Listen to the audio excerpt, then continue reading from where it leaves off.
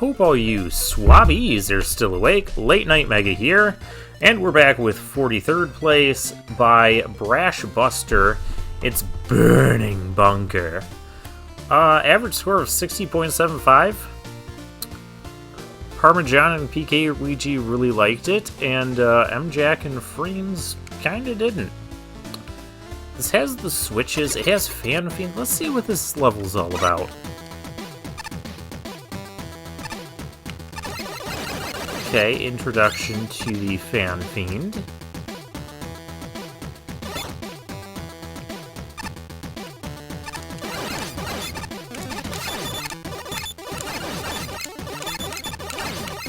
Why is the... I'm just trying to figure out what the point of that wall graphic is there. I know it fills up when it's red and it goes empty when it's blue, but why is that necessary? Oh, whoops. Did that just not do the blue one? Because...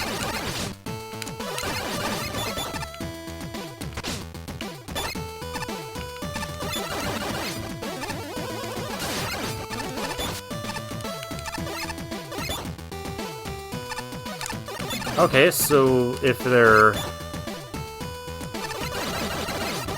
I can't put solid objects, including myself, into the switches, so I can't kill myself with switches. That's appreciated. Alright, stage has been fairly simple and straightforward now.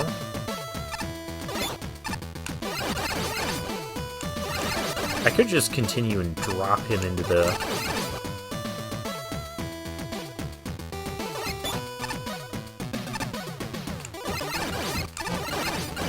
into the fire. I was rushing there. Okay, you, up there. None of you. Yeah, if I would have had the Fan Fiend, I know what she has to say, and I would have made that jump.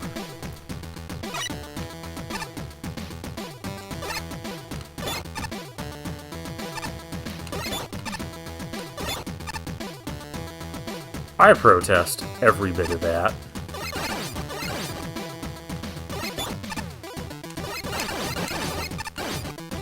Hammer Joe should be dead. I do this again. I do it with.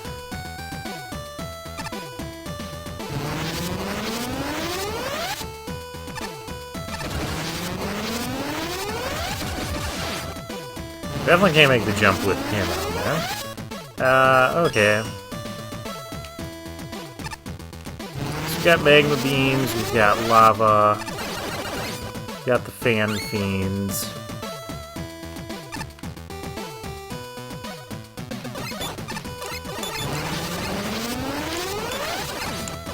I do like having the concept of having some enemies drop based on the switch.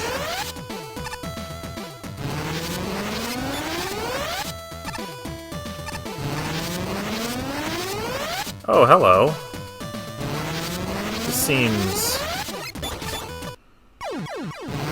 I didn't mean to shoot that second shot. Insanely dangerous. Really? This is a long way back. Bad checkpointing.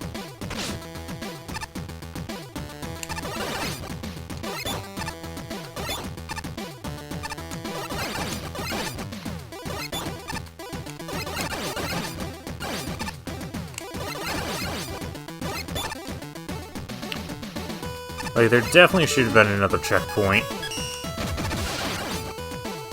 Turning into not a big fan of this stage.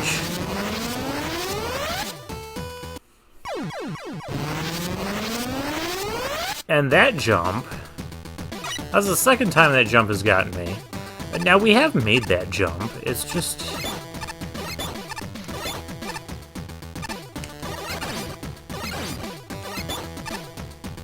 It takes a bit more precision than what it would seem. I'm just gonna leave him alive. so I can make that jump easier. I want that. I want it. Got it.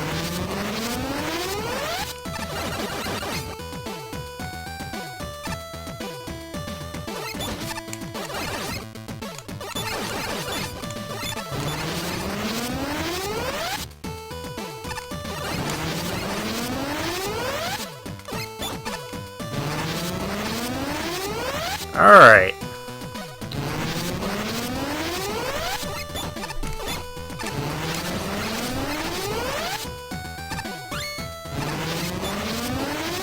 This will switch it to blue. Of course, I died right before where a checkpoint was going to be. Called it.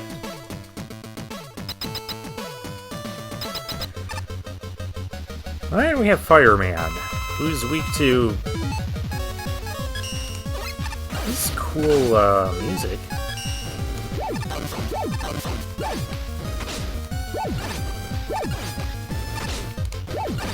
Fireman is an appropriate boss, as a remix of Mega Man 4's boss theme. So yeah, there were some neat ideas with the switches. I would have liked to have seen more with that. We've seen a lot in Mega Man Maker involving cool ideas with the red and blue switches. And like I said, there were a couple here, but the stage left me wanting more, and I wanted another checkpoint. Short and sweet. Well, okay, we're only like 7 minutes into the video, but that's the best way to describe this level. The difficulty curve and the way it teaches you how the gimmicks work is fantastic. Going from super small, easy challenges with no danger to slowly making the stakes higher is good. Also, using the fanboys to slow you down before the fire pillar is brilliant. The level doesn't break new ground. Oh, I guess I didn't charge in as much when it does that. The level doesn't break new ground, but the execution of what you have here is fantastic. Clever little level. The switch blocks were executed well, although I always cringed a slight bit when I had to shoot a switch behind myself and move forwards at the same time. I like that part. Other than that, not much else to say. It was fun. This level is unambitious but fun, with a handful of nice setups, but I can't help but feel like the difficulty curve is out of whack. You're fired again! Parmesan was spot on with his talk about the difficulty curve. First half of the level poses no challenge whatsoever. You'd have to be trying to take damage during all but the stretch with the trio of Hammer Joes, and even that's not particularly challenging. The second half of the level, and the lava pits that come with it, are where all the difficulty in this stage resides. It wasn't that difficult. All the deaths that I took were totally my fault. Problem here is that while the switch blocks themselves are well established by the time they're used over lava, the tricky jumps that you have to do on them aren't. This means that the first time the player's going to be doing one of those mid-air switch segments is over lava, and a ways out from a checkpoint. Ultimately, the insta-death in this level probably should have been doled out more evenly, instead of being reserved for after the halfway point.